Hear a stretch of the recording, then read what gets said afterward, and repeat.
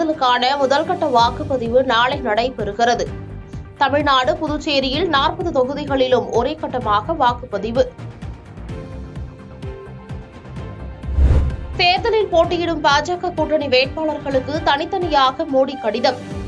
2047ஆம் ஆண்டுக்குள் வளர்ந்த இந்தியாவை உருவாக்கும் பணியில் பங்கேற்பதற்கு வாழ்த்து. திருச்சியில் தொடங்கிய சூறாவளி பயணத்தை சென்னையில் நிறைவு செய்தார் முதலமைச்சர் மு.க.ஸ்டாலின். 22 நாட்கள் பரப்புரையை முடித்து கலைஞர் நினைவிடத்தில் மலர் தூவி மரியாதை. வாக்குப்பதிவுக்கான ஏற்பாடுகள் தயார் நிலையில் இருப்பதாக தலைமை தேர்தல் அதிகாரி சத்யபிரதா சாஹூ தகவல். தமிழ்நாட்டில் சட்டம் ஒழுங்கு பிரச்சினை ஏற்பட வாய்ப்பில்லை என்றும் நம்பிக்கை.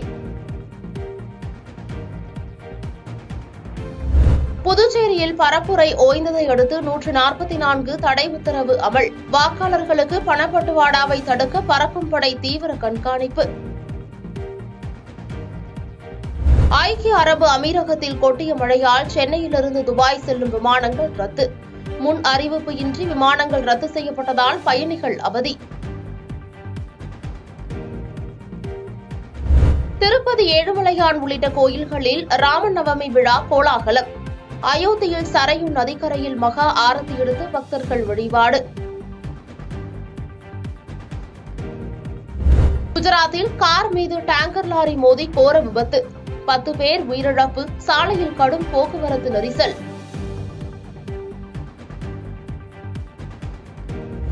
ஒடிசாவில் அடுத்த சில நாட்களுக்கு வெயிலின் தாக்கம் 2 மடங்காக அதிகரிக்கும் என இந்திய வானிலை ஆய்வு மையம் தகவல். வெயிலின் தாக்கம் எதிரொலியாக ஏப்ரல் 18 முதல் ஏப்ரல் 20ஆம் தேதி வரை மூடப்படும் என மாநில அரசு அறிவிப்பு.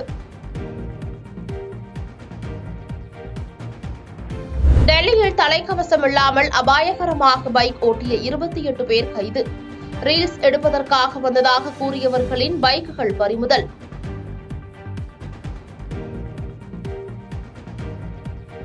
IPL கிரிக்கெட் தொடரில் குஜராத்தை 6 விக்கெட் வித்தியாசத்தில் வீழ்த்தி டெல்லி அணி வெற்றி. 3வது வெற்றியுடன் புள்ளிப்பட்டியலில் 6வது இடத்திற்கு முன்னேறியது. IPL தொடரின் இன்றைய ஆட்டத்தில் மும்பை, பஞ்சாப் அணிகள் பல பரீட்சை.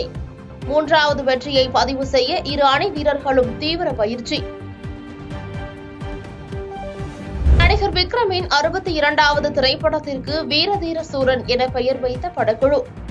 விக்ரமின் பிறந்த நாளை ஒட்டி டைட்டில் வீடியோ வெளியானது. பாதகம் செய்பவரை கண்டால் நாம் பயங்கொள்ளலாகாது பாப்பா.